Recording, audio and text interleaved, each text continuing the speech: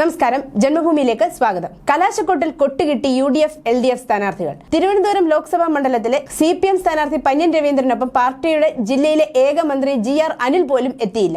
UDF സ്ഥാനാർത്ഥി ശശി തരൂരിനൊപ്പം ഉണ്ടായിരുന്ന പ്രമുഖ അച്ചു ഉമ്മൻ മാത്രവുമായിരുന്നു. പേരൂർക്കടയിൽ നടന്ന പ്രചരണത്തിന്റെ സംയുക്ത കലാശക്കൊട്ടിൽ UDFലെയും LDFലെയും പ്രമുഖ നേതാക്കൾ സ്വന്തം സ്ഥാനാർത്ഥികൾക്കായി എത്തിയില്ല. ഇതേ മണ്ഡലത്തിലെ വോട്ടറായ CPM മന്ത്രി V ശിവൻകുട്ടി, ജില്ലയിലെ ഏക CPIയുടെ മന്ത്രി GR അനിൽ, ഇവർ ആരും ഇടത് സ്ഥാനാർത്ഥി പന്ന്യൻ രവീന്ദ്രന്റെ കൊട്ടിക്കലാശം കാണാൻ പോലും വന്നില്ല. വന്നത് മേയർ ആര്യ രാജേന്ദ്രനും ജില്ലയിലെ ഏക MLA VK പ്രശാന്തും. UDF സ്ഥാനാർത്ഥി ശശി തരൂരിനൊപ്പം കോൺഗ്രസിന്റെ പ്രമുഖ നേതാക്കളെ ഒന്നും കണ്ടില്ല. പരേതനായ ഉമ്മൻചാണ്ടിയുടെ മകൾ അച്ചു ഉമ്മൻ മാത്രമാണ് കലാശക്കൊട്ടിൽ ശശി തരൂരിനൊപ്പം എത്തിയത്. NDA സ്ഥാനാർത്ഥി രാജീവ് ചന്ദ്രശേഖരനൊപ്പം പ്രമുഖ നേതാക്കൾ നിരവധി പേരെത്തിയിരുന്നു.